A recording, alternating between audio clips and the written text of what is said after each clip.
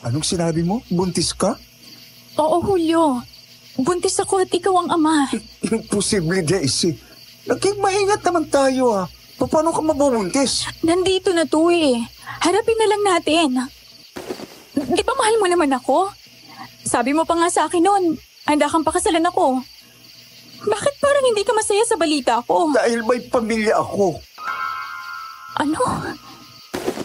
Teka, ang sabi mo sa akin?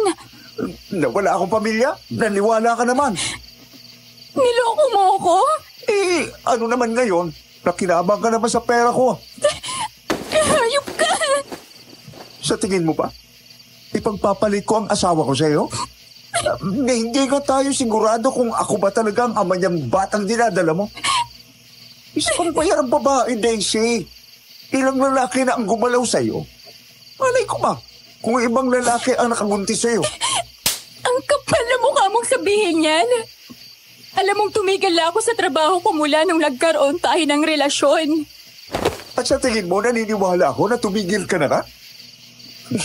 Kilala ko ang pagkatao ng mga maruming babaeng katulad mo. Ayop ka! Ang kapal na mukha mo! Walang hiya ka, Julio!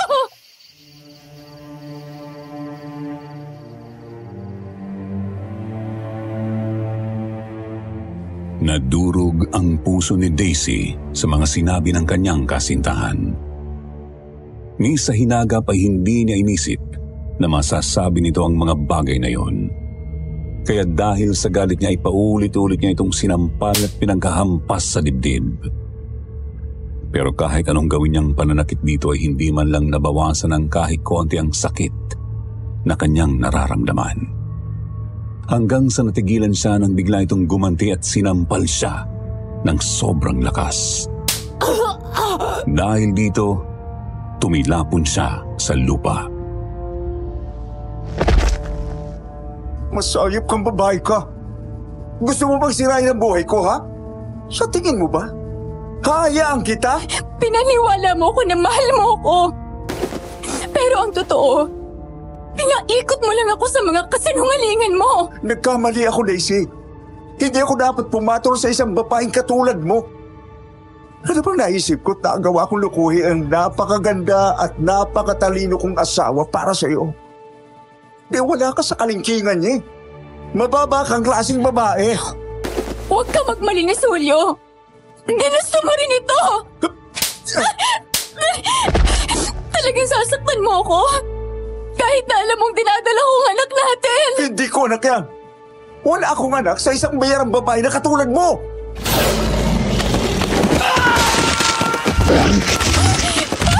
Julio, tulong! Tulungan niyo kami!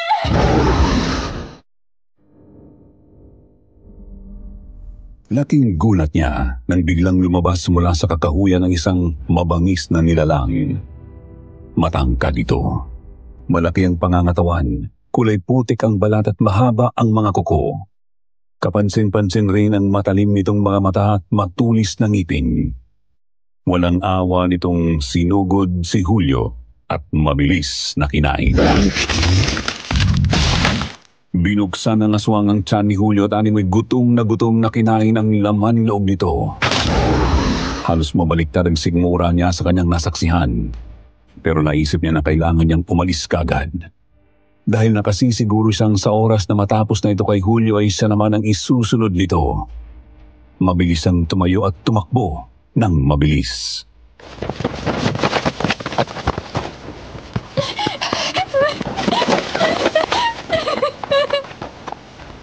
Sa sobrang takot niya ay nanginig ang kanyang katawan.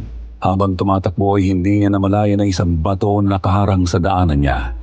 Dahil dito, nadapa siya sa lupa at nagtamo ng malaking sugat sa binti.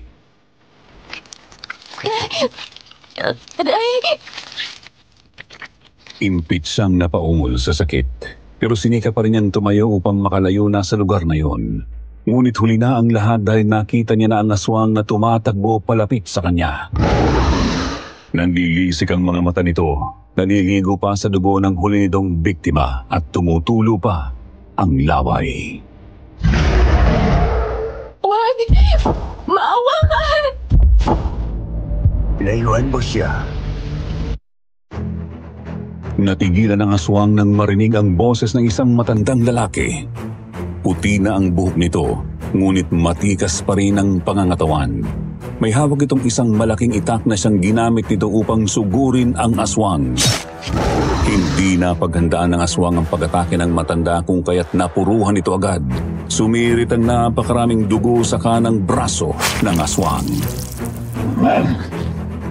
Ayop kayong mga halimaw kayo. Mawala na kayo sa mundong ito. Tila nakabawi ang aswang at nagawa ng umatake ulit. Mabuti na lang at maliksing kumilos ang matandang lalaki at nagagawa nitong umiwas sa bawat pag-atake ng aswang. Pagkalipas ng ilang saglit ay nakita niyang may inilabas itong buntot pagi na siyang ginamit nito upang latiguhin ang halimaw. Mamamatay ka ng halimaw ka! Hindi nagtagal ay napansin niyang tila nang hihina na ang aswang. Sinamantala ng matanda ang pagkakataon upang saksakin ito sa may bandang tiyan ng paulit-ulit.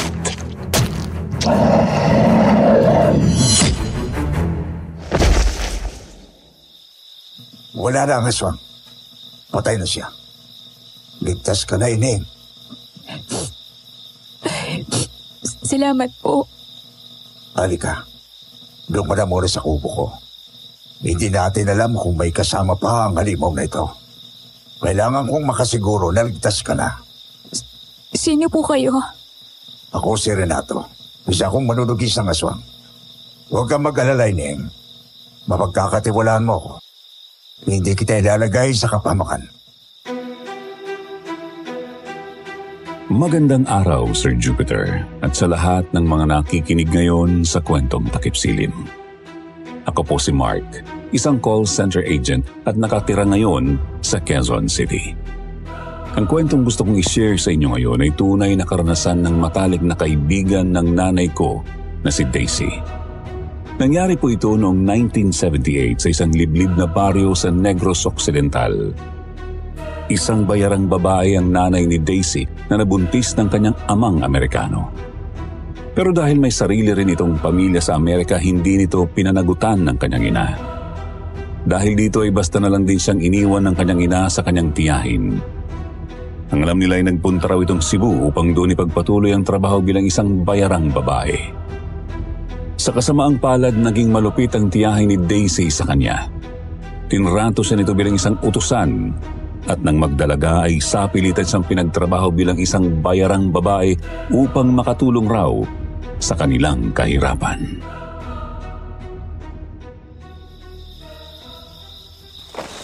Ano ka mo? Sarili mong tiyahin na nagpasok sa iyo sa ganyang klaseng trabaho? Total, ganito rin naman daw ang trabaho ng nanay ko. Mas mabuti pang ganito na lang din ang gawin ko. Para makatulong man lang daw ako sa kanila. Napakasamang tao ng tiyahin mo. Hanggang sa umabot sa puntong nawalan na rin ako ng pakialam sa sarili ko. Kinain na ako ng sistema ng trabaho ko. Tinanggap kong ito na ang buhay ko. At hanggang dito na lang talaga ako. Pero alam niyo po, nakilala ko si Julio. Ang unang lalaking nagparamdam sa akin na karapat-dapat akong mahalin. Ang hindi ko alam, kagaya lang pala siya ng ibang mga kalalakihang gumamit sa akin. Hindi siya karapat-dapat sa iyo. Dapat ay hindi na ako tumakbo eh. Dapat hinayaan ko na lang ang aswang na patayin ako. Wala na rin namang silbi ang buhay ko eh. Ayoko na ng ganitong buhay. Ineng, huwag kang magsalita ng ganyan.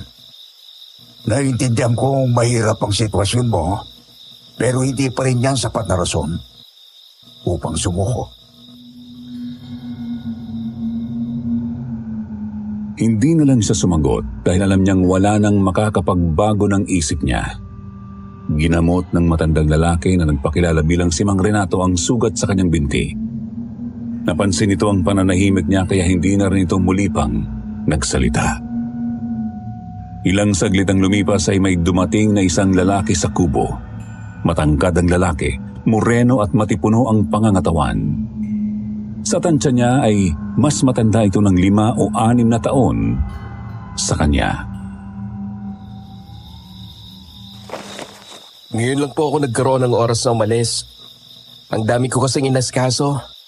Pero may dala naman po akong sasakyan. Kaya ligtas ako nakarating dito. Bakit ka ba kasi nandito?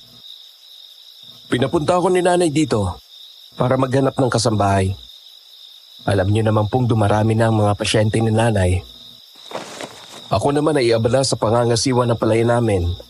Kaya kailangan namin na mag-aalaga sa asawa ko, lalo pat lumalaki na ang kanyang tiyan. Ay, oo nga pala. Magkakaanak ka na. O sige, tulungan kita maghanap ng magiging kasambahay niyo bukas na bukas. Sa ngayon, ay magpahinga ka na muna at gabi na. Alam kong medyo mahaba rin ang binihay mo. Mahaba-habang biyahe nga po. May bisita po pala kayo? Oo, eto si Daisy. Natagpuan ko siya kanina sa may batis. Niligtas ko siya mula sa isang mabangis na aswang. Hindi pa rin talaga tumitigil sa paghasik ng lagim ang mga aswang na yan. Kahit sa baryo namin, ay marami pa rin silang pinapatay. Buti na lang talaga't naabutan ko tong si Daisy. Hindi ko nga lang nailigtas ang kasama niya na walang awang dilapahan ng aswang. Mabuti na lang talaga. Alam niyo naman pong mabango sa mga aswang ang mga buntis na katulad niya. Paano mo nalamang buntis ako? Bukod sa pagiging albularya, ay isa ring manghihilot ng buntis ang nanay ko. Mula pagkabata ko, ay nasaksihan ko na ang panghihilot niya. Kaya naman madali na para sa aking matukoy kung buntis ang isang babae. Sir Jupiter, mabilis gumaan ang loob ni Daisy kay Benito. Naramdaman raw kasi niya na mabuti itong tao. Ang sabi naman ni Mang Renato mula pagkabata raw ay sobrang bait na ng pamangkin nito. Pagkaraan ng ilang saglit ay pinatulog na siya ni Mang Renato sa kwarto habang sila naman ni Benito ay sa sala natulog upang magbantay. Kinabukasan kumalat ang balita na natagpuan ang bangkay ni Julio sa may batis. Wak-wak ang tiyan nito. Halos walang natira sa lamang loob at naliligo sa sariling dugo. Sinamahan siya ni Mang Renato at Benito sa may batis dahil gusto niyang makita ang labi ng kanyang kasintahan. Tunay na kalunos-lunos ang sinapit ng lalaking ito. Hindi talaga tayo pwedeng magpakakampante sa panahon ngayon. Daisy, mabuti na lang at nakaligtas ka. Pero kawawa rin ang nangyari sa kasintahan mo. Tama lang na nangyari to sa kanya. Ineng, baka may makarinig sa'yo.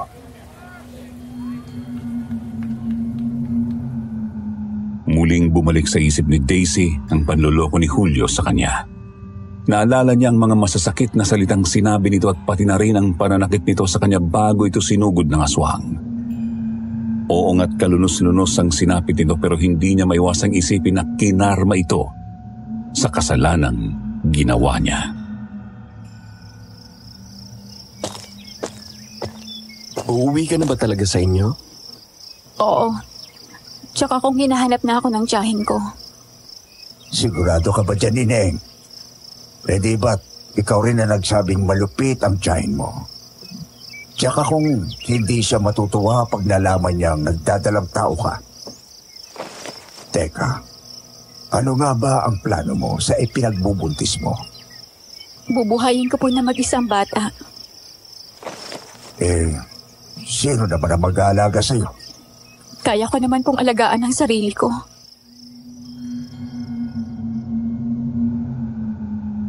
Galit na galit ang tiyahin niya nang makauwi siya. Pinag-alala raw niya ito. Pero alam naman niyang nag-aalala lang ito na baka wala na itong makuhang pera mula sa kanya. Hindi na lang muna niya sinabi dito ang tungkol sa pagbubuntis niya dahil baka lalo itong magalit.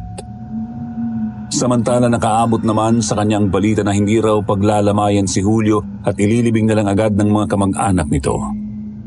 Kaya mabilis siyang pumunta sa sementeryo upang kahit papaano ay maihatid ito sa huling hantungan. Tumayo lang siya sa malayo sa mga tao at nagtago sa likod ng isang matandang puno. Sobrang dami ng mga taong nakilibing at nakita rin niya ang asawa at anak nito. Dito na mas pumasok sa isip niya na ginawa pala talaga siyang kabit ni Julio. Sabi ko na nga ba pupunta ka rito. Benito? Anong ginagawa mo rito? Nag-aalala si Tio Renato sa kalagayan mo. Pinapakamusta ka niya sa akin. Hindi ko naman alam kung saan ka nakatira. Kaya naisip kong pumunta rito sa libing ng dati mong kasintahan. Naisip ko kasi na malamang ay pupunta ka rito. At hindi nga ako nagkamali. Gusto ko lang siyang ihatid sa huling hantungan. Hindi naman kita hinuhusgahan. Naiintindihan kong nararamdaman mo. Kahit paano, ay may pinagsamahan kayo. Minahal mo siya. Yun ang nga masaklap Kasi sa kabila ng mga kasalanan niya sa akin, mahal ko pa rin siya. Ang tanga-tanga ko talaga. Huwag mong sabihin yan. Wala kang kasalanan. Nagmahal ka lang. Hindi mo naman kasalanan na niloko ka niya. Ayoko na ng ganitong klaseng buhay. Gusto ko ng panibagong simula para sa amin ng anak ko. Ayoko na maging isang bayarang babae. Pwede kitang tulungan dyan. Paano? Di ba alam mo namang narito ako upang maghanap ng kasambahay? Gusto mo, pwedeng ikaw na lang ang kunin kong kasambahay namin? Pero buntis ako. Walang kaso. Hindi naman mabigat ang mga gawaing bahay sa amin. Kailangan lang namin ng mag-aalaga sa asawa ko at maglilinis ng bahay. At huwag kang mag-alala. Aalagaan ka rin namin ng mabuti. Sa puntong yun ay tila may sumilay na pag-asa sa madilim na buhay ni Daisy. Ang buong akala niya ay ito na ang umpisa ng isang maganda at maayos na buhay para sa kanya. Kaya hindi na siya nagdalawang isip na tanggapin ang inaalok na trabaho ni Benito. Ang hindi niya alam, ang trabahong ito pala ang magdadala sa kanya sa bingit ng kamatayan. Okay ka lang ba dyan? Pasensya ka na ha. Medyo mahaba ang biyahe. Nasa liblib na lugar kasi talaga ang baryo namin. Pero huwag kang mag-alala, malapit na tayo. Hindi. Huwag mo akong isipin. Ayos lang ako. Siya nga pala. Anong sinabi ng tiyahin mo nung umalis ka? Nagalit siya nung sinabi kong magtatrabaho ako sa ibang lugar. Mas lalo pa siyang nagalit nung hindi ko sinabi kung saan ako mismo pupunta. Pero hayaan mo na yun. Alam ko namang hindi talaga siya nag-aalala para sa akin. Mas nag-aalala siya dahil hindi niya na ako mapagkakapirahan. Grabe talaga ang ugali ng tiyahin mo. Sinabi ko sa kanya na paladalan ko siya ng pera para lang manahimik na siya. Pero ang totoo, hindi na talaga ako magpaparamdam sa kanya kahit kailan. Tapos na ang pagmamalupit at panggagamit niya sa akin. Mabuti naman kung ganon. Ilang saglit ang lumipas ay nakarating na sila sa bahay ni Benito. Tunay ngang nasa isang liblib na lugar ang nasabing baryo dahil iilan lang ang mga bahay na kanilang nadaanan. Naglalakihan din ang mga puno sa lugar na yon at marami silang nadaanang mga talahiban. Katamtaman ang laki ng bahay ni Benito. May 2 palapag ito at gawa sa kahoy at nipa. Ang bubong ay kulay kahel at may mga bulaklak na nakasabit sa harapan. Sa unang palapag ng bahay, may maliit na bintana at pintuan na kulay puti. Sa ikalawang palapag naman ay may 2 maliit na bintana na may mga nakasabit na kurtina. Bakit ang daming taong nakapila? Mga pasyente ni nanay. Masanay ka na. Ganito talaga ang mga eksena sa amin araw-araw. Sir Jupiter, kapansin-pansin raw ang isang maliit na kubo sa gilid mismo ng bahay nila. Gawa ito sa kawayan at nipa. May maliit na pintuan at mga bintana na walang kurtina. Sa labas ng kubo ay may mga upuan kung saan nagpapalitan ng kwento ang mga pasyenteng nandoon na karamihan ay mga buntis. Kagaya ng nasabi ko sa'yo, isang albularya at manghihilot ang nanay ko. Natutunan pa niya ito mula sa mga ninuno namin. Nakakamangha nga dahil lahat ng ginagamot niya sa pamamagitan ng hilot ay gumagaling. Kaya marami talagang nagtitiwala sa kanya at bumabalik dito. Ang galing naman pala ng nanay mo. Oo. Siya nga rin ang nagpaanak sa halos lahat ng mga buntis dito. Alam mo naman, bukod sa mahirap ang buhay, malayo rin kami sa ospital. Ako rin. Pinanganak rin daw ako ng nanay ko sa pamamagitan ng hilot. Dumiretso kami sa kubo kung saan binati si Benito ng mga pasyenteng nakapila sa labas. Binati naman niya pabalik ang mga ito at ipinakilala sa bilang bagong kasambahay nila. Magandang araw po sa inyong lahat. Ikinagagalak ko kayong makilala. Halika, pasok tayo sa kubo. Ipakikilala kita kay Nanay Lourdes. Pagkapasok nila sa kubo ay naabutan nila ang isang matandang babae na may hinihilot na buntis. Puti na ang lahat ng buhok ni Aling Lourdes. Kulubot na ang balat pero halatang malakas pa rin sa kabila ng kanyang edad. Ang kanyang mga kamay ay maingat na dumuduyan sa tiyan ng buntis habang dahan-dahang pinapahiran ng langis. Ang kanyang mga mata, puspusang nakatuon sa tiyan ng buntis habang bumubulong ng mga salitang hindi niya maintindihan. Napapalibutan ng mga kandila ang loob ng kubo. Nababalot naman ng amoy ng mga herbal na dahon ng paligid. Nakatuon ang paningin niya kay Aling Lourdes na tila walang pakialam sa paligid at nakatuon lang ang buong atensyon sa paghihilot. Pagkalipas ng ilang saglit ay natapos na ito sa ginagawa at lumingon sa kanila. Anak, nakauwi ka na pala. Opo, Nay. Nakahanap na ako na magiging kasambay natin. Ito po si Daisy. Magandang araw po. Ikinagagalak kitang makilala, Ine.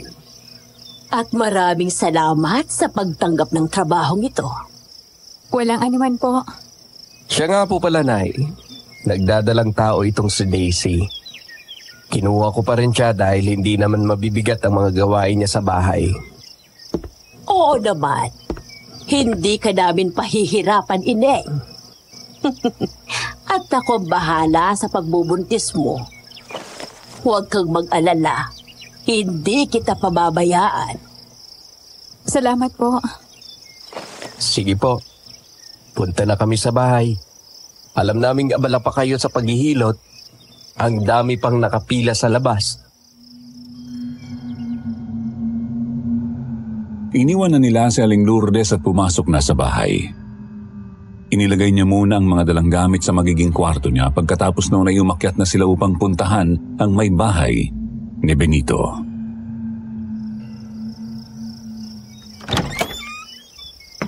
Ito ang aking asawa na si Marivic. Mahal, ito si Daisy, ang bago nating kasambahay. Daisy, ikinagagalak kitang makilala. Ako rin. Masaya akong makilala ka. Sir Jupiter, naggulat raw po si Daisy nang makita ang hitsura ni Marivic. Malaki na ang tiyan nito, parang kabuwanan na. Nakahiga lang ito sa kama at halos hindi maigalaw ang katawan. Kasing kulay ng papel ang balat at labi ni Marivic. Nangingitim at lanlalalim pa ang paligid ng mga mata nito. Buntis ka rin, no? Oo. Masaya akong malaman na pareho tayong buntis. Mas maiintindihan mo rin kung anong pinagdadaanan ko. Tsaka kung magkakasundo tayo. Aba, mas mabuti pala to. May matalik na kaibigan ang asawa ko. Pagkatapos siya nitong ipakilala kay Marivic ay muli siyang bumaba at inayos ang kanyang mga gamit sa kwarto.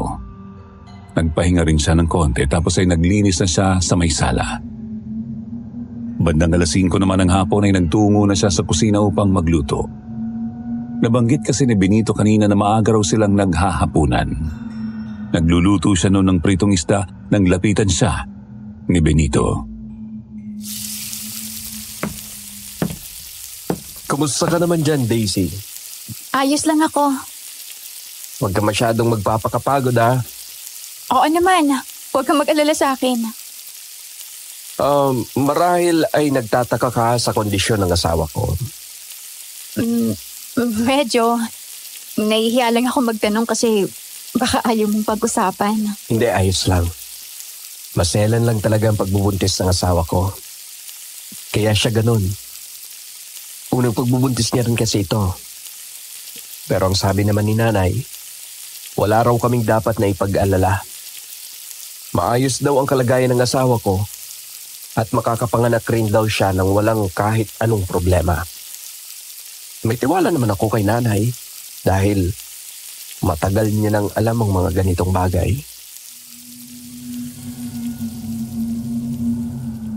Naputol ang pag-uusap nila nang pumasok si Aling Lourdes sa may kusina. Napansin niyang may dala itong malaking plastik na puno ng karne. Hindi nga lang niya matukoy kung anong klaseng karne ito dahil parang kakaibang tingnan. Oh, nagluluto ka na pala ng hapunan, Daisy. Opo. Nakwento po kasi ni Benito sa akin na maaga kayong naghahapunan dito. Kaya naisip kong maganda na po ng hapunan. Oo, tama ang sinabi ng anak ko sa iyo. Pero kadalasan ay ako talagang naghahanda ng hapunan namin.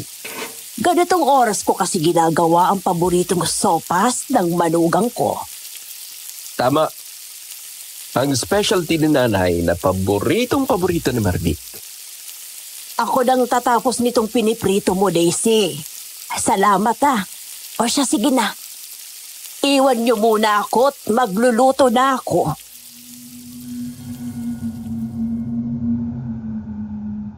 Bagaman nagtataka ay nakinig na lang siya dito. Nagpaalam si Benito na pupuntahan muna si Marivic sa kwarto. Siya naman ay lumabas muna ng bahay upang magpahangin. Tahimik na ang paligid dahil wala na ang mga pumipilang pasyente kanina. Habang iginagalang paningin sa paligid ay nagulat siya nang biglang may malamig na kamay na humawak sa kanyang kanang balikat. Sino ka? Anong ginagawa mo dito? Lola naman, ginulat niyo po ako. Hindi ka dapat nagbunta dito. Ako po ang bagong kasambahay ni na Benito. Nandito lang po ako para magtrabaho. Umalis ka na dito. Bahay ito ng demonyo. Ano po? Namatay ang kaisa-isa kong anak. Dahil sa peking manghihilot na si Lourdes. Hindi siya totoong manggagamot. Isa siyang sugo ng dyablo. Anong ginagawa niyo rito, Aling Marta? Kung ano-ano na naman bang sinasabi ninyo? Pwede ba tigilan niyo na nga ang pamilya namin? Alis! Walang nagawang matanda ng tuluyan siyang itaboy ni Benito, pero bakas pa rin ang galit sa mukha nito bago tuluyang umalis. Bakit niya sinabing namatay ang anak niya dahil kay Aling Lourdes? Nako, huwag mong isipin yon. Nagkaroon kasi ng malubhang sakit ang anak niya. Ang hula namin ay kinulam ito ng isang malakas na mangkukulam. Nung humingi sila ng tulong kay nanay, ay huli na ang lahat. Tuluyan ang nakakapit ang itim na kapangyarihan sa katawan ng anak niya. At nung hindi na iligtas ni nanay ang kanyang anak, si Nanay Lourdes ang sinisi niya sa pagkamatay nito. Wala naman palang kasalanan ng nanay mo. Talagang wala. Ginawa naman ni nanay ang lahat ng makakaya niya eh. Pero huli na talaga ang lahat. Kaya naiinis din ako sa matandang yun. Hindi ko maintindihan kung bakit si nanay ang sinisisi niya at ayaw niya talaga kaming tigilan. Pero huwag mo nalang pansinin ang mga lumalabas sa bibig niya. Baliw ang tingin ng lahat sa kanya sa baryong ito. Pasado 6:00 ay tinawag na sila ni Aling Lourdes para maghapunan. Pagkatapos kasi nitong magluto kanina ay kaagad na nitong pinakain si Marivic sa kwarto nito. Nang masigurong busog na ang manugang, saka lang ito bumaba para kumain na rin. Sige, kumain ka pa, Daisy. Kumain kang mabuti dahil kumakain ka na ngayon para sa inyong dalawa ng anak mo. Salamat po. Ang sarap mo palang magluto, Ineng. Mapaaparami ang kain ko nito eh. Baka tumaba ako. Kaya naman po ang tumapos ng iluluto ko. Ikaw pa rin ang nagluto nito at nasarapan ako. Mukhang hindi talaga nagkamali ang anak ko sa pagkuha sa'yo. Ako rin po kasi ang nagluluto sa bahay namin. Kaya sanay na ho ako. Habang kumakain, naikwento niya dito ang tungkol sa buhay niya. Pati ang ginawang panluloko ni Julio sa kanya ay sinabi niya rin dito. At nagpasalamat po siya dahil wala siyang nakitang kahit konting panghuhusga sa ekspresyon ng matanda. Mas nanaig pa nga ang awa nito sa pinagdaanan niya.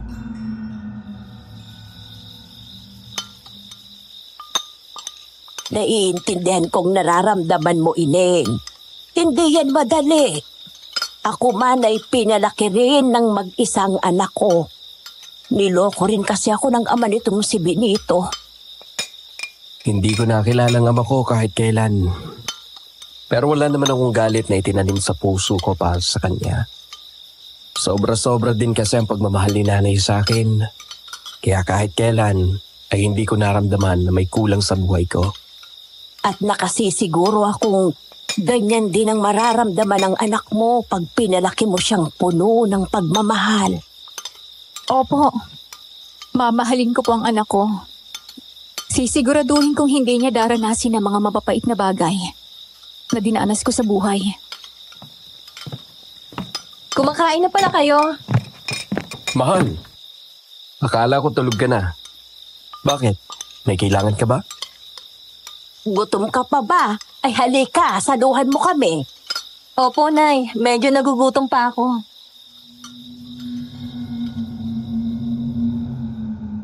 Nanlaki ang mga mata ni Daisy nang makita si Marivic. Malayong malayo ito sa mahina at maputlang babae na nakita niya kanina. Tila nagkaroon ng kulay ang mukha nito. Masigla itong tiningnan at mabilis kong kumilos. Naupo ito sa tabi niya at nginitian siya. Oh, Daisy, kain ka pa. Ba't parang nakatulala ka? Siguro ay nagtataka ka kung anong nangyari sa asawa ko at bigla siyang sumigla. Kanina lang. Halos hindi siya makabangon sa kama. Ganun na nga. Ganito talaga siya pagkatapos kumain ng paborito niyang sopas ni nanay. Ano bang meron sa sopas na kinain niya? Gamot ba yun? Malalaman mo rin kung anong klaseng sopas yon balang araw. Kung biglang naging masela ng pagbubuntis mo, gagawan rin kita noon. Maniwala ka. Iba ang kapangyarihang dala ng ginagawa kong sopas. Totoo yan. Parang magic. O sige na, kumain na tayo.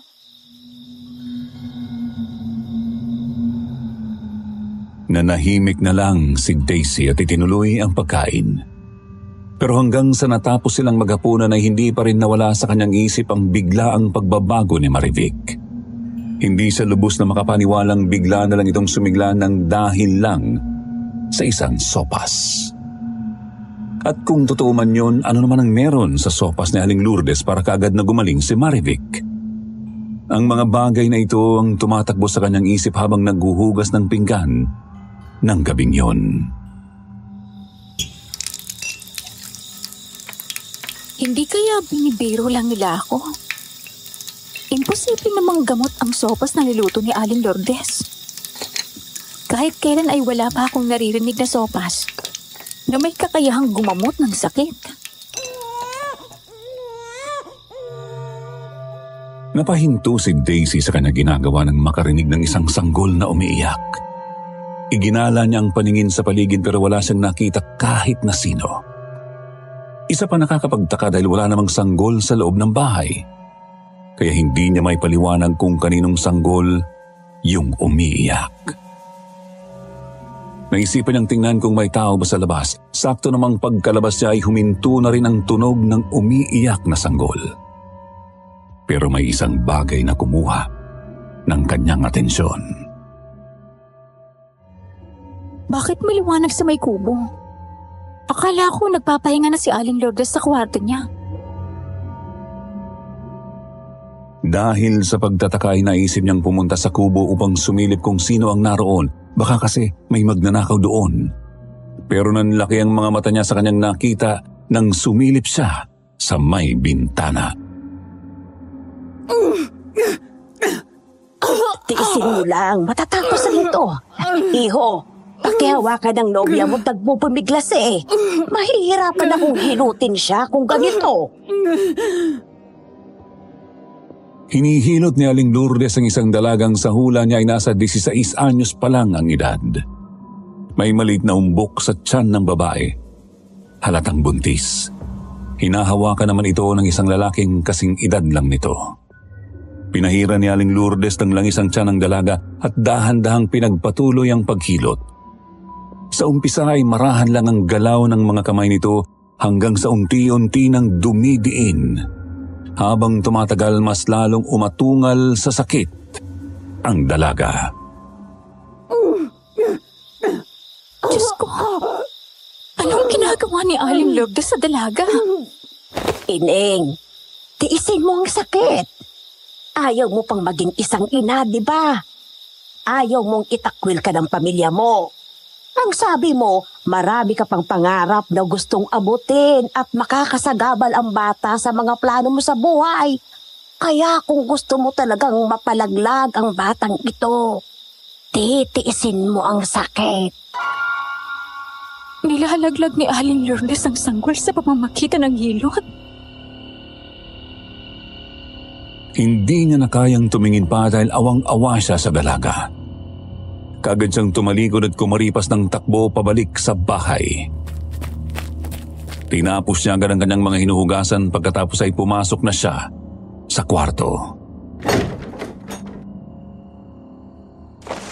Akala ko, isang simpleng manggagamot at manghihilot si Aling Lourdes.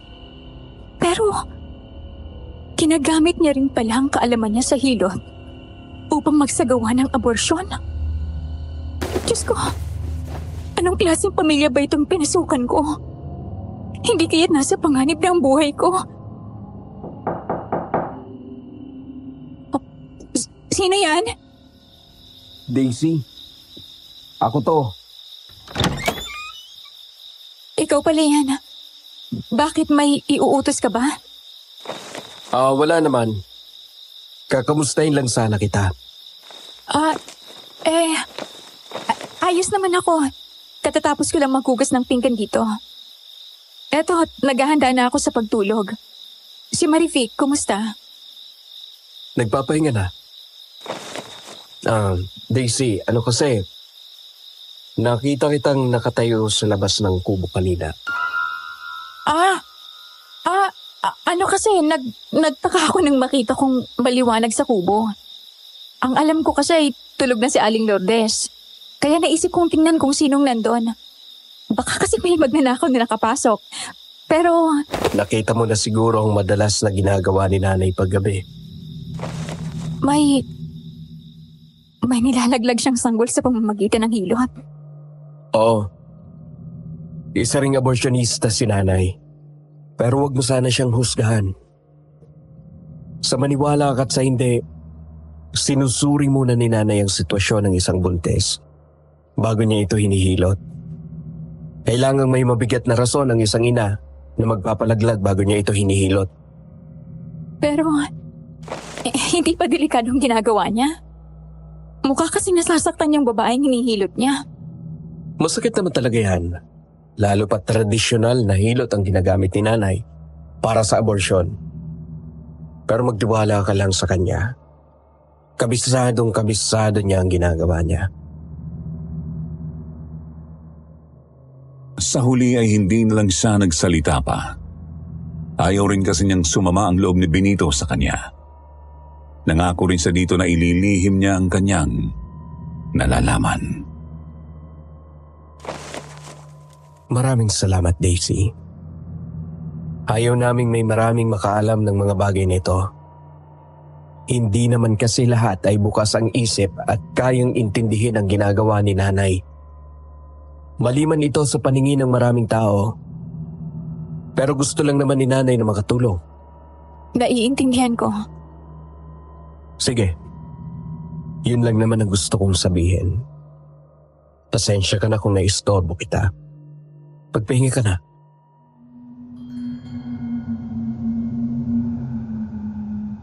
Iniwan na siya nito pagkatapos noon. Pero hindi pa rin talaga matanggal sa kanyang isip ang nakita niya sa kubo. Ayaw niyang manghusga pero tila may nagsasabi sa isip niya na hindi siya pwedeng magpakakampante. Humiga na lang siya sa kama at hindi nang tagal, tuluyan na siyang hinila ng antok. Ay, anong ginagawa ko dito? Bakit ako nakahiga dito sa kubo? Huwag kang maingay. Sandali lang to. Hayop kang babae ka. Sisirain mo ang pamilya ko. Hindi maaari. Kaya huwag kang manlaban. Julio? Aling Lourdes, sige na po. Simulan niyo na ang paghilot sa kanya. Hindi. Bitiwan mo ako, Julio. Kulang hiya ka. Paano ka nakapunta rito? Patay ka na.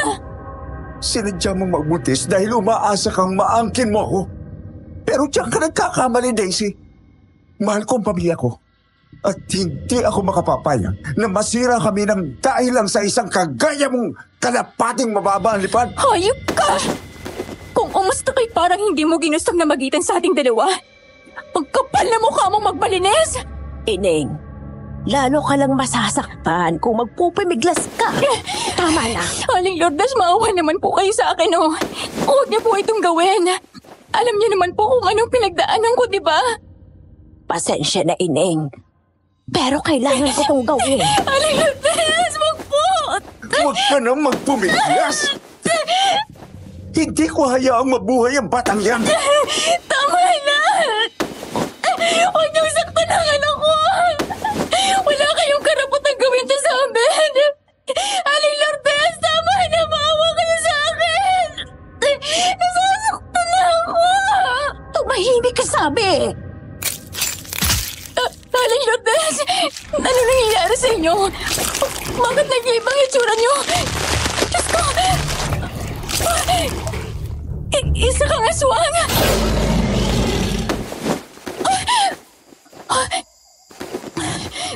Panaginip lang. Diyos ko, anong klaseng panaginip pa yun? Parang totoong-totoo.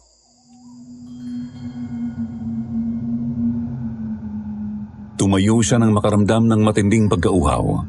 Sobrang bilis rin ng tibok ng kanyang puso, kaya lumabas siya ng kwarto at pumuntang kusina upang kumuha ng tubig. Kahit papano ay naging kalmado ang kanyang pakiramdam nang makainom siya ng tubig. Babalik na sana siya sa kwarto nang bigla niyang nakasalubong si Aling Lourdes. Oh, bakit para ka namang nakakita ng aswang? Po? Naku, hindi po.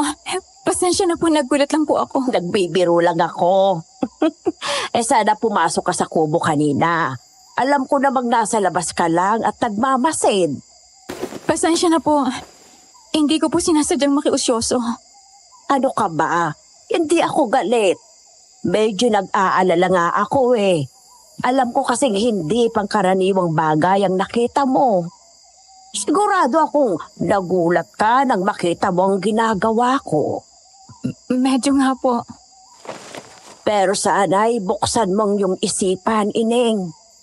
Ginagawa ko lang naman ito upang makatulong. May mga babaeng nabuntis dahil ginahasa. May mga nabuntis nang hindi nila inaasahan at hindi pa sila handa sa responsibilidad.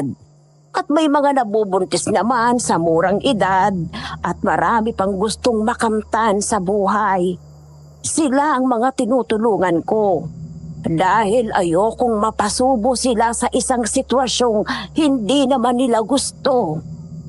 Pero po, Ligtas naman ang ginagawa ko. Maraming taon ko na tong ginagawa at kabisadong-kabisado ko na ang iba't ibang klase ng panghihilot. Kaya sana'y huwag mag-ibang paningin mo sa akin. Huwag mo sanang isipin na masama akong tao. hindi po. Ay, mabuti naman kung ganon. O siya, sige. Aakyat na ako sa kwarto para magpahinga. Maaga pa akong gigising bukas para manggamot. O ikaw, matulog ka na rin. Malalim ng gabi. Mula nung gabing yon, hindi na magandang pakiramdam ni Daisy. Nagpatong-patong na ang mga tanong sa kanyang isip. Palala rin ang palala ang pagdududa niya sa pamilyang pinagsisilbihan niya. Hindi nga lang niya masabi kay Benito pero ilang beses na niyang naisip na umalis at umuwi na lang sa kanila. Masama bang pakiramdam mo, Marivic? Ang tamlay mo na naman kasing tingnan eh.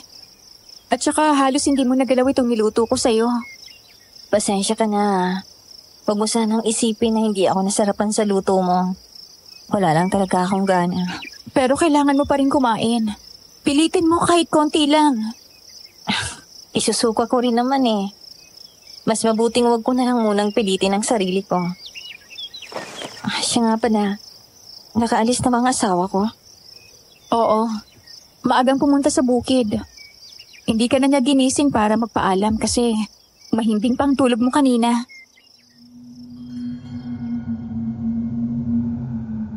Mabuti na lang at kahit paano inapilit niyang kumain ng konti si Marivic. Pagkatapos noon ay iniwan niya muna ito para maglinis sa bahay. Napatingin siya sa may bintana at nakita ang mahaba na namang pila ng mga taong gustong magpagamot. Alam kaya ng ilan sa kanila ang klase ng paghihilot na ginagawa ni Aling Lourdes tuwing gabi? Kung alam lang siguro nila na kayang maglaglag ng sanggol ni Aling Lourdes, ipagkakatiwala pa rin kaya nilang pagbubuntis nila rito?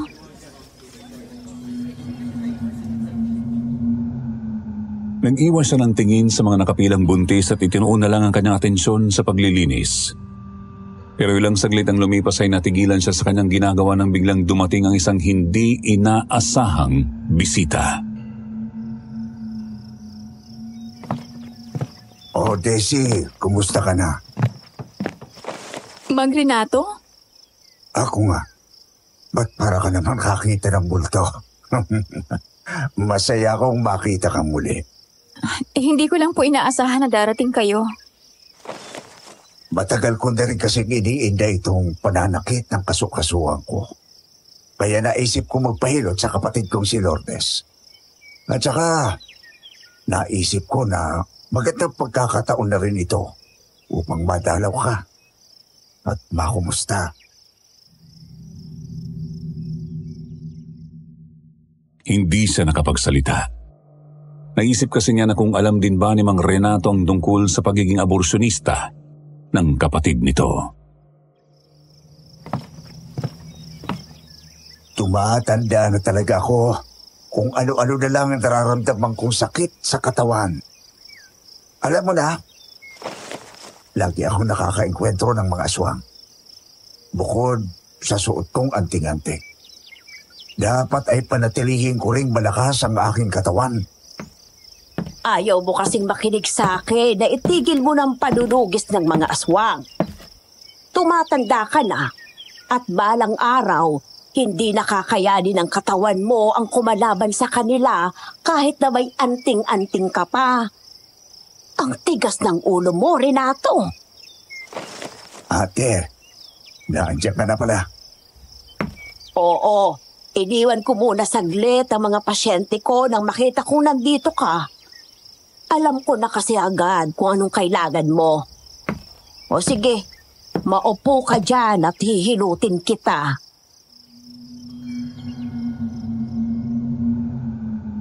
Kaagad umupo si Mang Renato sa may sala. Naglabas ng langis si Aling Lourdes mula sa kanyang bulsa at dahan-dahang ipinahid ito sa kasukasuan ni Mang Renato. Banayad ang kilos ng mga kamay nito. Dahan-dahan ang bawat paghagod at pagpisil nito. Hindi niya may tatangging eksperto na talaga si Aling Lourdes sa paghihilot. Iba talaga ang hilot mo, ate. Sinubukan magpahilot doon sa baryo namin. Pero wala talagang panama ang manghihilot na yan sa galing mo. Sus!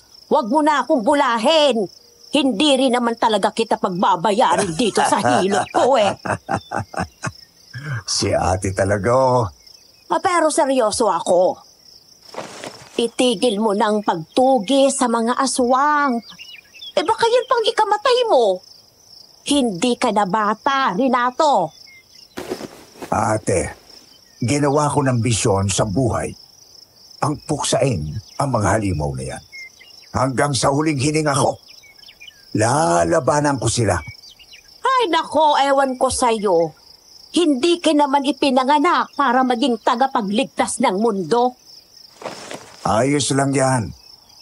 Nandito ka naman para hilutin ako eh. At saka, dahil narito naman ako, baka pwede mo akong lutuan ng paborito ko, ate. Ay, yung special kong sopa. Oo, alam mo namang paborito ko ang sopas mo. Nawawala lahat ang pagod at sakit ko. Tsaka, turuan mo na rin ako kung paano gawin yon. Asus, mambobola. Oo na, sige.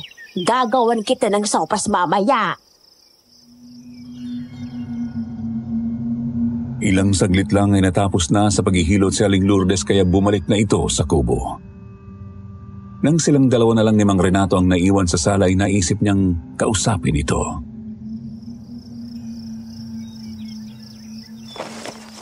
Ano ka mo? Gusto mong sumama sa akin pa uwi? Opo, Mang Renato. Gusto ko na pong umuwi sa amin. Akala ko ba ayaw mo na bumalik doon sa manggagamit mong tiyahin?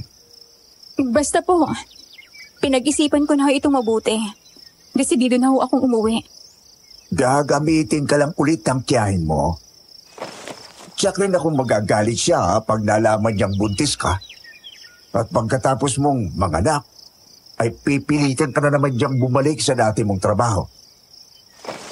Daisy, dito ka na lang. Mas magiging maayos ang buhay mo rito. At nang magiging anak mo. Pero po... Ayaw mo na ba dito? Hindi ba maganda ang pakikitungo nila sa'yo? Kung sinasaktan ka nila, sabihin mo sa akin. Hindi naman po sa ganon.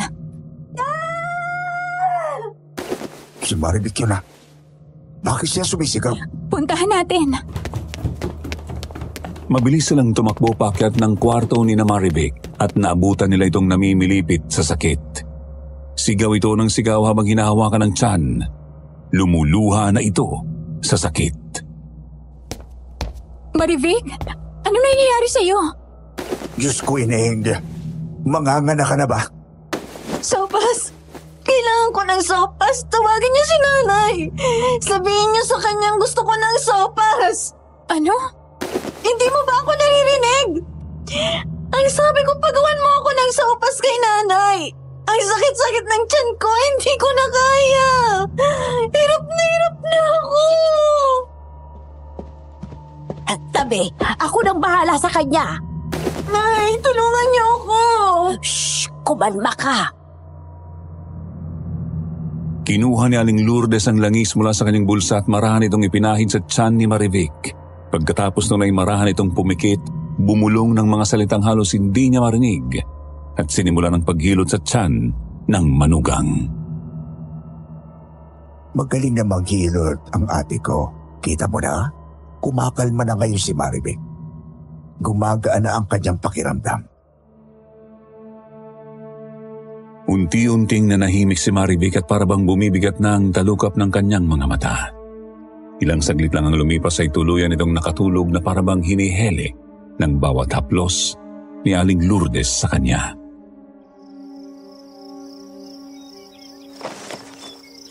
Tapos ka na, ate? Shh!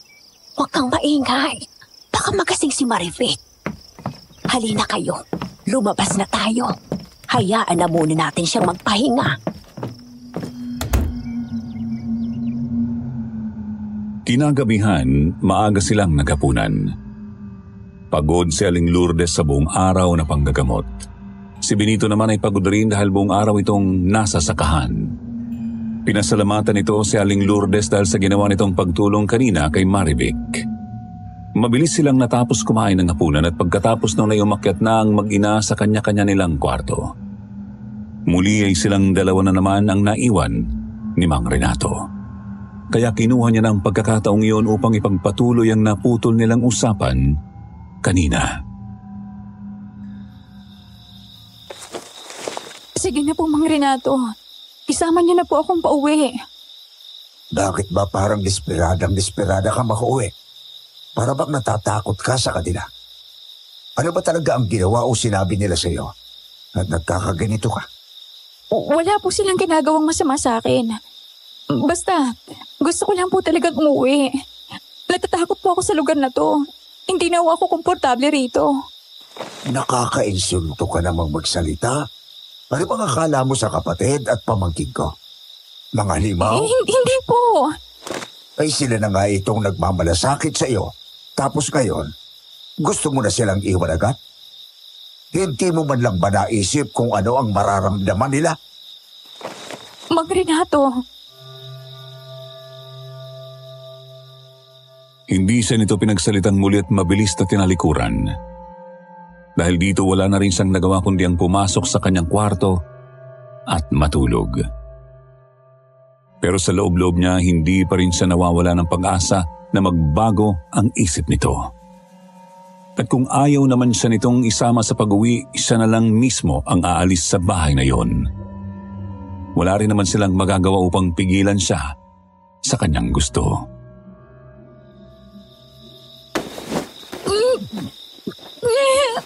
Konti pa. Sige, Ineng. Ituloy mo lang. Nakikita ko ng ulo ng bata. Sige pa. Kaya mo yan. Konting-konti na lang. Babae! Isang babae ang sanggol na yung isinilang. Anak ko. Anak ko. Ang bango. Ang sarap. Nakakatakam. Aling Lourdes, bakit parang nag-iibang itsura niyo? Iba pa rin talagang amoy ng isang bagong silang na sangkol. Tsaka kung masarap na masarap ito. Bitiwan yung anak ko! Wag! Hindi! Ang anak ko! Wag!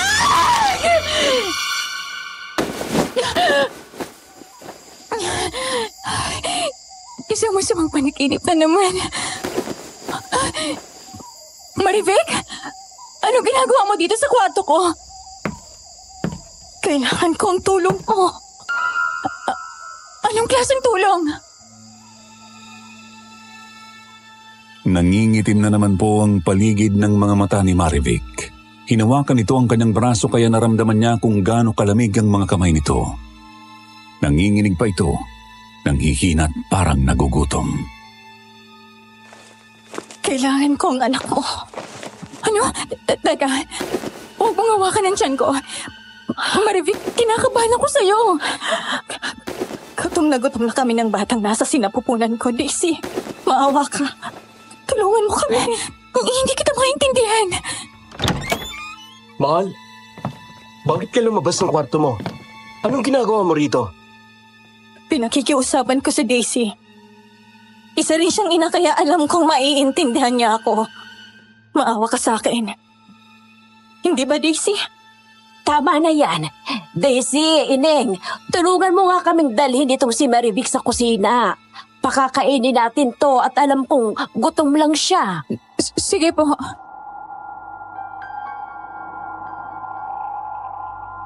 Pinagtulungan nilang dalhin ang nanghihinang si Marivic sa kusina upang pakainin. Subalit nanlaki ang mga mata ni Daisy sa tumambad sa kanila nang makarating sa kusina. Nakita nila si Mang Renato na may hawak na malaking kutsilyo at nagtatadtad ng katawan ng isang tao. Nakangisi ang matanda na parabang katawan lang ng karneng baboy ang tinatadtad nito. Napansin naman niya ang kalderong nakasalang sa kalan at naroon ang ulo ng isang lalaki na pinapakuluan ni Mang Renato. Diyos ko, Kailangan ng kumain ni Maribik. Nangihina na siya. Tamang-tama, nagawan ko na siya ng sopas. Nariyan sa mesa, nakahain na. Tsaka kung magugustuhan ni Maribik yan, ate, nakuha ko na rin sa wakas ang timpla mo. Salamat po, Tio Renato. Ito ang unang beses na nakita ni Daisy ang sopas. At nagtaka siya nang mapansin na tila kulay pula ito at may lumulutang na sahog na hindi niya matukoy kung ano. Pero bago pa man niya ito matingnan ng mabuti, mabilis na itong sinunggaban ni Marivic at sinimulang kainin. Tumutulo pa ang laway nito na parang matagal na panahon nang hindi nakakakain. ano yung nilagay niyo sa sopas? Sanggol.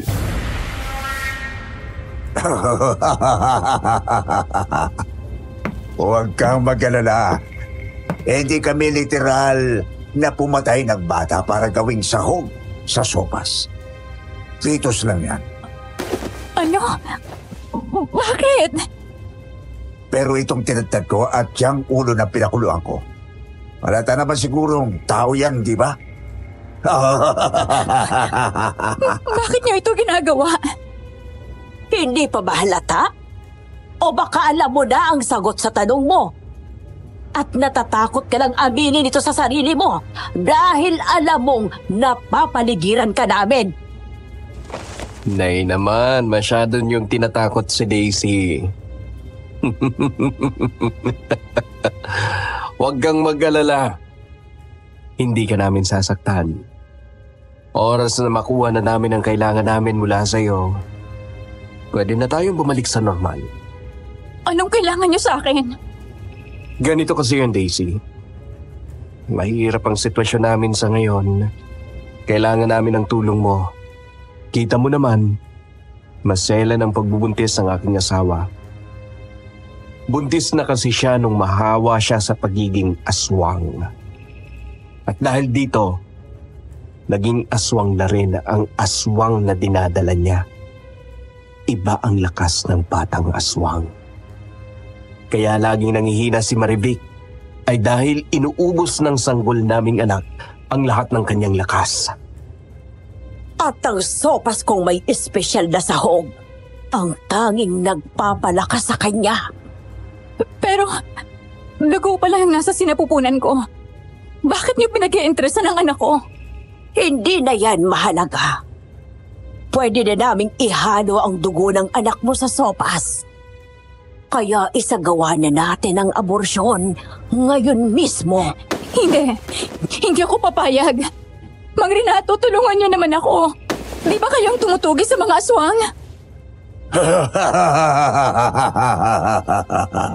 Palabas lang ang lahat na ginagawa ko, Ineng. Para lang walang kahit na sinong magduda sa akin. Kung alam lang ng mga kabaryo natin na ako nasa likod ng karamihan sa mga pagkamatay ng mga tao sa atin. Mga hayop kayo! Takot na takot si Daisy nung oras na yon, pero pinilit niyang tatagan ang kanyang sarili. Hindi lang kasi ang buhay niya ang kailangan niyang ipagtanggol, kundi pati na rin ang buhay ng magiging anak niya. Pinagana niya ang kanyang isip. Palihim siyang nagmasid sa kanyang paligid upang makahanap ng tiyempo para tumakas. Pero nakita niya ang isang kutsilyo na nakalapag sa mesa. Hindi ito ganun kalayo mula sa kanyang kinatatayuan at kung bibilisan niya lang ang kanyang kilos, tiwala siyang maaabot niya ito. Meron na siyang naisip na paraan upang makatakas, pero kailangan muna niyang makuha ang kutsilyo. Benito anak, dalhin mo na si Daisy sa kubo. Isasagawa na natin ang aborsyon. Ikaw naman, Renato, ituloy mo lang yung niluluto mo't gutom na ako. Pakisamahan mo na rin itong si Marivic hanggang sa maubos niya ang sopas. Sige ate, ako nang bahala. Daisy, halika na. Bago pa man siya mahawakan ni Benito ay mabilis na siyang kumilos. Sa isang iglap ay nakuha niya na ang kutsilyo at walang ano-ano'y kinuha niya si Marivic at kinulong ang lieg nito sa kanyang braso. Itinutok naman niya dito ang hawak niyang kutsilyo. Ang sabas ko! Ang sabas ko ng ulong na ubos na mga walang iya! Bitiwan mo ang asawa ko! Huwag kayong lalapit! Hindi ako magdadalawang isip. Naisaksak ang kutsilyong to sa leeg ni Marivic. Hindi ka mamamatay tao. Huwag mo tong gawin. Hindi nga ako mamamatay tao. Pero hindi namang taong papatayin ko kundi aswang. Walang hiya kang babae ka? Huwag mong sasaktan ang manugang ko at ang magiging apo ko! Dahan-dahan siyang humakbang patras habang hawak pa rin si Marivic. Sinusundan naman ni Benito ang bawat kilos niya. Nagdoble ingat siya dahil baka makuha nila si Marivic kung malilingat siya. Si Marivic na lang kasi ang pag-asa niya para makatakas. Daisy! Ano ba? Saan mo dadalhin ang asawa ko? Huwag kayong lalapit! Papatayin ko talaga to! Sa pagkakataong iyon ay tinutok niya na ang kutsilyo sa tiyan ni Marivic. Lalong natakot ang mga ito sa pwede niyang gawin kaya bahagya silang napatras. Ilang sandali lang ay tuluyan na silang nakalabas sa bahay. Bitiwan mo na si Marivic! Maawa ka! Maawa? Naawa ka ba sa mga batang pinatay mo? Sa lahat ng mga naging biktima mo? Walang lugar ang awa para sa mga aswang na tulad nyo. Umatras siya ng matras hanggang sa nakalayo na siya sa bahay. Habang tumatagal ay naramdaman niya ang panghihina ni Marivic. Akala nga niya ay hinimatay na ito. Anong nangyayari sa'yo? Tama lang itong ginagawa mo. Ano? Hindi ko ginusto ang lahat ng to. Wala akong kaalam-alam na isa palang aswang ang lalaking minahal ko. Tsaka ko lang nalaman nung buntis na ako. Pero huli ng lahat, naging aswang na rin pati ang batang dinadala ko. Hirap na ako sa pagbubuntis ko, Daisy. Hindi ko na kaya tong sitwasyon ko. Kaya, patayin mo na ako. Bakit mo to sinasabi? Isa ba itong patibong? Maniwala ka sa akin. Hindi ito patibong. Gusto ko talagang patayin mo ako. Ayoko rin namang magsilang ng isang halimaw sa mundong ito. Ayoko magkaroon ng madilim na buhay ang anak ko. Kaya sige na, saksakin mo na ako. Patayin mo na kami ng anak ko. Pero... Dahil sa gulat niya sa kanyang mga narinig ay hindi niya namalayang nakuha na pala ni Mang Renato mula sa kanya si Marivic. Samantala nasa likod naman niya si Benito at inagaw nitong kutsilyo mula sa kanya. Ano ba? Bitiwan mo ako, hayop ka! Oo! Hayop nga ako. At dahil sa ginawa mo, makikita mo kung gaano ako kahayop sa gabing ito! Sige na! Dalhin mo ng babaeng yan sa kubo! Sa pilitan siyang pinahiga ni Benito sa kama. Nagpumiglas siya pero hinawakan siya nito ng mahigpit at hindi niya nakayanang labanan ang lakas nito. Inumin mo to. Hindi. Ayoko. May hinanda itong inumin sa kanya na nakalagay sa isang maliit na tasa. Amoy pa lang nito ay nakakasuka na. Nagkulay berde rin ang tubig at may lumulutang pang ugat doon. Makakatulong ito upang makaya ng katawan mo ang gagawin natin. Ayoko, sabi! Hindi mo pwedeng galawin ang anak ko! Narito na tayo, Daisy. Masyado nang huli ang lahat para sumuko. Harapin mo na lang to at nang matapos na tayo. Aling Lourdes, nagmamakaawa ko sa inyo. Inaring kayo. Tama ka. Ina rin ako. Kaya gagawin ko ang lahat upang mapasaya ang anak ko. At kung ang magpapasaya sa kanya ay ang batang nasa sinapupunan ni Marivic, gagawin ko ang lahat upang mabuhay ang batang ito. Sir Jupiter, wala nang nagawa si Daisy nang sapilitan siyang painumin ni Aling Lourdes ng herbal na tubig na yon. Sobrang pakla ng lasa nito. Hindi niya may paliwanag. Halos bumaliktad ang kanyang sikmura pero buti na lang at napigilan niya ang sarili na sumuka. Simulan na natin. Huwag po! Maawa kayo sa amin ng anak ko! Huwag niyo itong gawin! Tumahimik ka! At tiisin mo na lang. Matatapos rin to. Kinuha ni Aling Lourdes ang langis pagkatapos ay marahang ipinahid sa kanyang tiyan. Iyak pa rin siya ng iyak at patuloy na nagmakaawa dito. Pero tila wala itong narinig mula sa kanya at nagpatuloy lang sa ginagawa. Inilapit ni Aling Lourdes ang mukha nito sa kanyang tiyan at may binulong na kung anong orasyon na hindi niya maintindihan.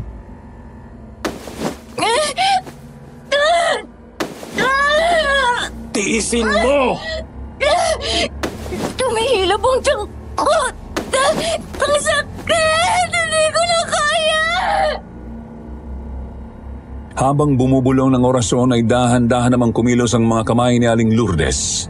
Nagumpisa na ito sa paghilot sa kanya. Nung una ay marahan lang ang galaw ng kamay nito pero kalaunan ay unti-unti nang dumidiin sa kanyang tiyan. Habang tumatagal naman ay palala ng palala ang sakit na kanyang nararamdaman. Napasigaw siya ng sobrang lakas at napaluha na lang sa sakit. Tama na! Ayoko na! Sakit-sakit na! Maawa kayo sa akin! Hindi pa rin siya nito pinakinggan at habang inihilot siya ni Aling Lourdes ay nakita niya ang isang malaking anino na nakatayo sa likuran nito para bang binubulungan nito ang matanda. Tumahimik ka! May malaking anino sa likod ng nanay mo, Benito. Siya ang Panginoon namin. Manahimik ka kung ayaw mong masaktan! Panginoon? Naririnig niyo ba yun? Ang alin? May umiiyak na mga sanggol. Wala akong naririnig. Pwede ba, Daisy? Hindi kami nakikipaglukuhan sa'yo. May naririnig nga ako. Sila ang kaluluwa ng mga sanggol na nilaglag ko. Walang araw na hindi ko sila naririnig. Pero ilang beses man silang magparamdam, wala na rin naman silang magagawa. Nangyari na ang nangyari. Wala kayong puso. Maribek, bumalik ka rito! Mahal, anong ginagawa mo rito? Matulog ka na sa kwarto mo. Teka, bakit ka may hawak na kutsilyo? Ayoko na. Hindi ko na kaya. Napahinto si Aling Lourdes sa paghihilot ng biglang ito ni Marivic ang kutsilyo sa kanyang tiyan. Nanlaki ang mga mata na mag-ina sa ginawa nito. Marivic, bitiwan mo yung kutsilyo. Huwag mong sasaktan ang apo ko. Biyaya siya sa atin mula sa ating Panginoon. Pakawalan niyo si Daisy. Mahal, ano bang nangyayari sa'yo? Bakit ka nagkakaganito? Hindi ako alimaw. Hindi ako masamang tao.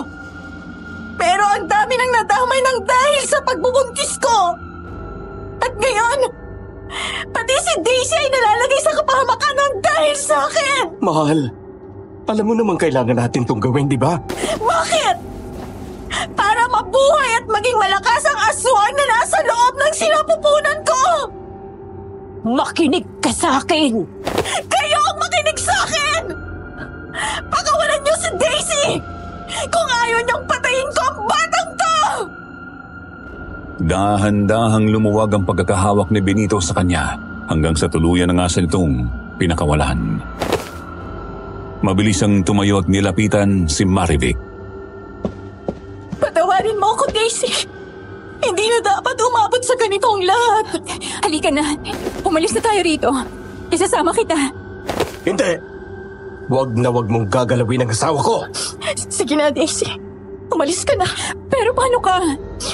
Huli ng lahat para sa akin. Isa na rin akong aswang kagaya nila. Nakabaon na sa kadiliman ng buhay ko. Pero kahit sa ganitong paraan man lang, ay gusto ko makabawi. Ayaw sana niyang iwan si Marivic pero pinilit siya nito. Umalis na raw siya bago pa maging huli ang lahat. Kaya naman nagpasalamat siya dito at kagaling tumakbo palabas ng kubo. Iyak siya ng iyak. Ang buong akala niya ay magtatagumpay na ang mga ito sa maitim nilang balak. Ngunit habang tumatakbo ay may narinig siya. Hindi!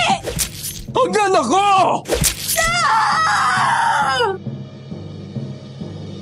Tuluyan ngang sinaksak ni Marivic ang kanyang sarili. Nag-alala siya para dito pero pinigilan niya ang kanyang sarili na bumalik sa kubo. Oras kasi na bumalik siya doon ay sigurado siyang hindi na siya makakaligtas. Ayaw rin naman niyang masayang ang sakripisyo ni Marivic kung magtatagumpay rin naman pala sina Aling Lourdes sa huli. Diyos ko, tulungan niyo po ako. Nagpatuloy siya sa pagtakbo sa gitna ng madilim na daan. Hindi niya na alam kung gaano katagal na siyang tumatakbo. Hinihingal na siya pero hindi pa siya pwedeng tumigil. Hanggang sa nakasalubong niya ang matandang babae na unang nagbigay sa kanya ng babala. Aling Martha! Tulungan niyo ako! Aling Martha! May narinig akong sumisigaw kaya lumabas ako sa aking kubo. Ikaw ba yung babaeng sumisigaw kanina? Tama po kayo. Halimaw sila. Mga sugo ng demonyo. Halika, doon tayo sa bahay ko. Huwag tayong mag-usap dito sa labas at baka kung masundan ka nila. Hindi nila tayo magagalaw sa bahay ko dahil napapalibutan to ng mga pangontra sa aswang. Dinala siya ni Aling Marta sa maliit nitong kubo at pinainom ng tubig. Iyak siya ng iyak habang kinikwento dito ang buong pangyayari. Sinasabi ko na nga ba, ginawa rin nilang halimaw si Marivic. Napakademonyo talaga ng mag-inang yon. Totoo po bang pinatay nilang anak niyo? Binuntis ng kasintahan niyang anak kong si Perla. Hindi siya pinanagutan ng kanyang nobyo at basta na lang lumuwas ng Maynila upang makatakas sa responsibilidad. Ang sabi ko sa anak ko, huwag siyang mag-alala dahil hindi ko sila pababayaan ng apo ko. Pero nung nalaman ni Lourdes ang tungkol sa sitwasyon ng aking anak, binilog niyang utak nito. Kinumbinsi niya si Perla na magpalaglag. At dahil malungkot ang anak ko, madali siyang nadala sa mga salita ng halimaw na yon. Sinubukan kong pigilan ang aborsyon, pero hindi ako nagtagumpay. At sa kasamaang palad, ikinamatay ni Perla ang nangyari. Mga hayop sila. Sinisi ko si Lourdes sa pagkamatay ng anak ko. Sinabi ko sa mga tao ang tungkol sa ginawa niya. Pero ang sabi naman niya, kinulam raw ang anak ko. At huli na raw ang lahat nung pinagabot namin si Perla sa kanya. Ang masaklap pa, pinalabas pa niyang tinakasan na ako ng katinoan para lang hindi maniwala ang mga tao sa mga sinasabi ko. At dahil nire-respeto siya ng lahat sa baryong ito, siya ang mas pinaniwalaan ng mga tao. Naniniwala po ako sa inyo. Dahil ako mismo ay naranasan kong kasamaan nila. Mga halimaw sila. Maswerte ka't nakatakas ka, Daisy. Bukas na bukas ay umalis ka na sa lugar na ito at huwag ka nang babalik pa. Naniniwala akong darating din ang araw. Nakakarmahin sila sa kasamaan nila. At hihintayin ko ang pagdating ng araw na yon. Nagpalipas siya ng gabi sa bahay ni Aling Marta at kinabukasan ay nagpaalam na siya dito para umuwi. Ni hindi niya na inalam kung ano ang nangyari kina Aling Lourdes. Ang mahalaga sa kanya ay nakatakas na siya. Sir Jupiter, hindi dito nagtapos ang kalbaryo sa buhay ni Daisy. Galit na galit ang kanyang tiyahin nang malamang buntis siya. Hindi na siya nito tinanggap sa bahay nito dahil magiging pabigat lang daw siya. Mabuti na lang at isinama siya ng kanyang kaibigan sa Maynila upang dito makipagsapalaran.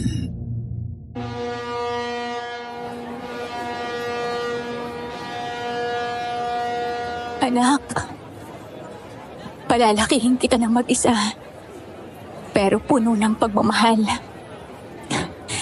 Huwag kang mag-alala. Hindi kita pababayaan. Nandito lang si Mama para sa'yo.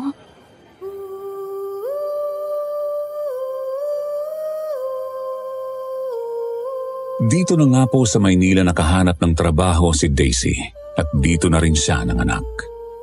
Pagkalipas ng 3 taon, nahanap niya na ang lalaking tunay na nagmahal sa kanya. Nagpakasal sila at nagkaroon ng 2 anak. Nagkakilala naman po ang nanay ko at si Daisy sa isang patahian kung saan sila parehong nagtatrabaho. Mula noon, naging matalik na silang magkaibigan. Sa ngayon, nasa Bulacan na sila nakatira dahil doon nakabili ng bahay ang kanyang asawa. Pero madalas pa rin silang nagtatawagan ng nanay ko para magkamustahan. Sana po ay nagustuhan niyo ang kwentong pinadala ko. Maraming salamat sa pagkakataong ito at maraming salamat sa pakikinig. God bless us all.